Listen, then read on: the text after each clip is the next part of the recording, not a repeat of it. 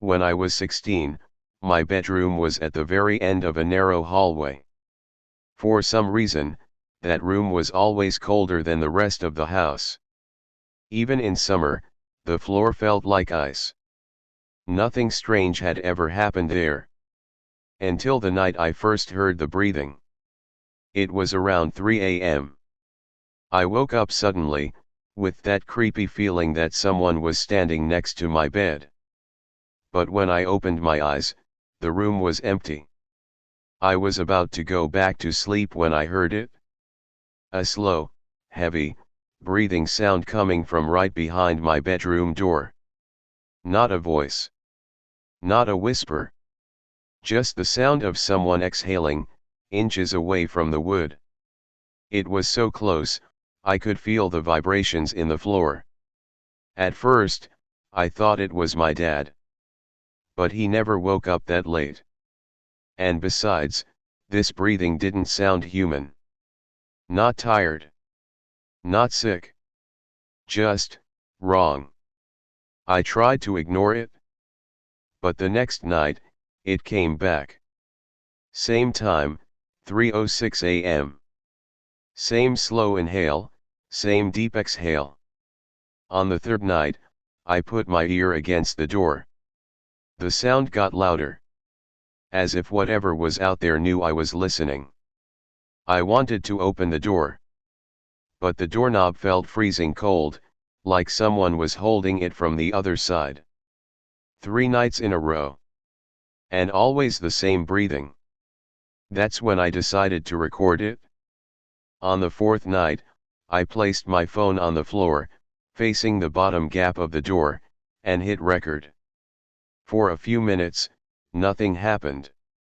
Then suddenly, 2 bare feet appeared behind the door.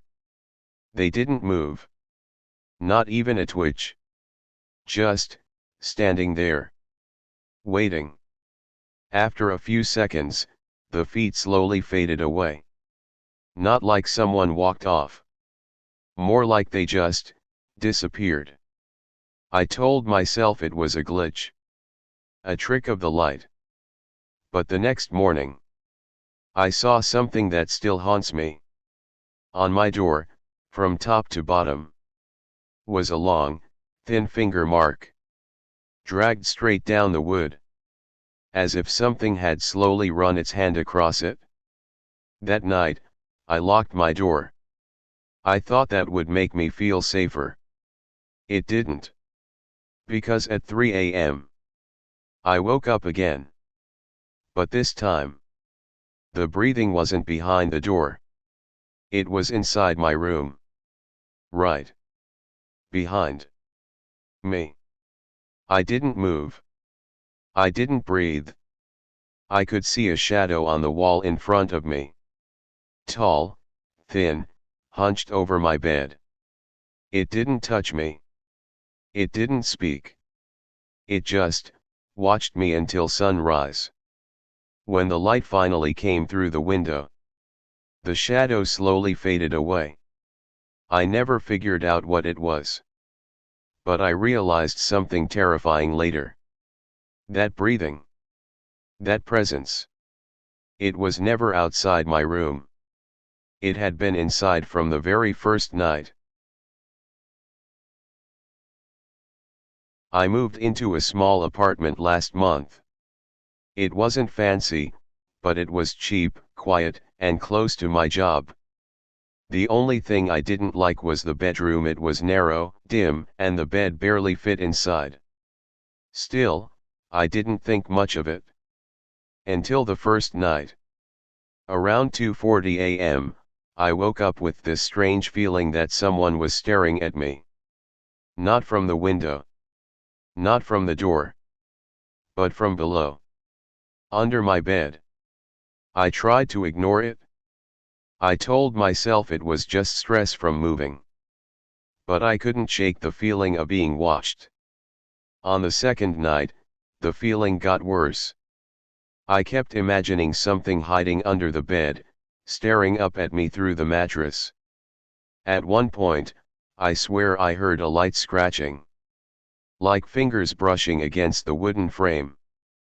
Finally, I grabbed my phone and turned on the flashlight. I slowly leaned over the edge of my bed and shined the light underneath. That's when I saw them. Two glowing eyes. Far back in the darkness. Staring directly at me. I froze. The eyes didn't blink. Didn't move. Just stared. I pulled back, heart racing, trying to convince myself it was a reflection, dust, anything. But deep down, I knew it wasn't. The next morning, I checked under the bed again. Nothing. Just dust and the cold wooden floor. But that night, the scratching started again. Then the mattress shook. Just a little. As if something underneath was shifting its weight. I decided to record it. I placed my phone under the bed, camera facing the wall, hit record, and went to sleep. The next morning, I opened the video. For the first 3 minutes, nothing. Just darkness. Then, at 3:14 a.m., the screen flickered. The angle shifted slightly, like something had brushed against the phone. And then, a face appeared in the darkness. Not human. Not animal. Just a distorted, pale face with two wide, bulging eyes staring directly into the camera. It leaned closer.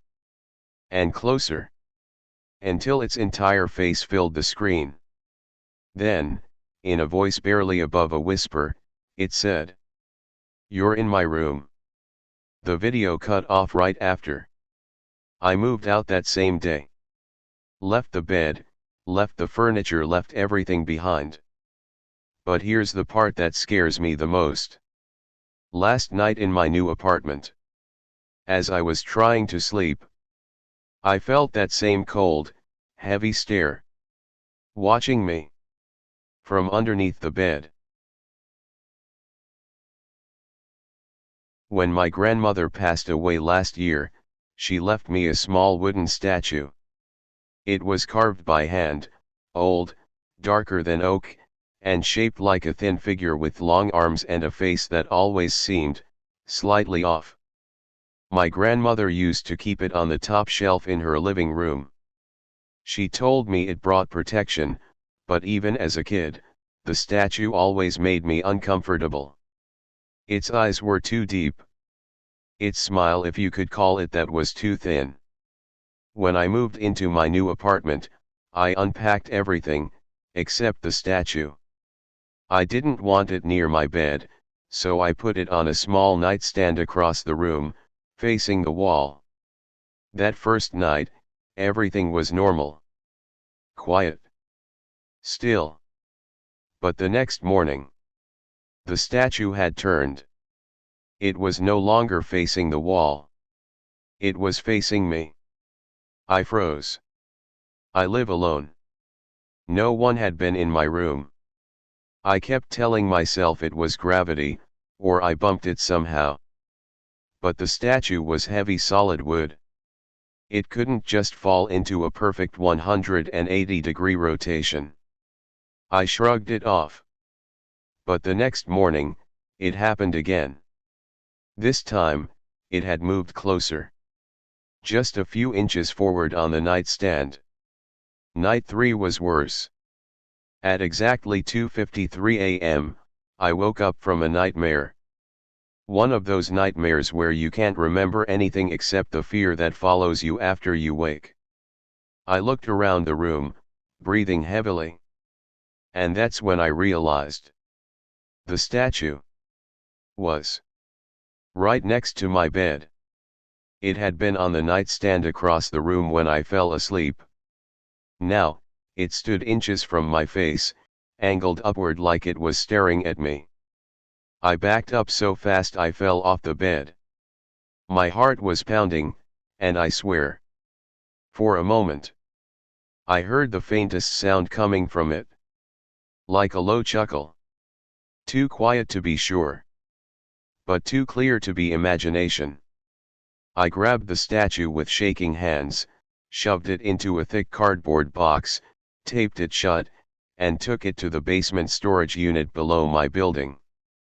I could finally breathe again. But that night, as I tried to sleep, I heard something from the floorboards. Slow, rhythmic scratching. Coming from directly below me. Below my room. Below my bed. The basement. The scratching grew sharper, faster, like fingernails dragging against wood. The next day, I went down to the basement. I didn't want to open the box. I didn't want to see it again. But the moment I stepped inside the storage room, my heart dropped. The box was still there. But the lid was open. The tape was peeled back from the inside. And the statue was gone. I asked the building manager if anyone else had access to that room. He shook his head. No one goes in there but you. Last night, around 3 a.m., I heard something move in my kitchen. Very slowly. When I walked out of my room, the statue was standing on my kitchen counter, facing me. And its smile looked wider.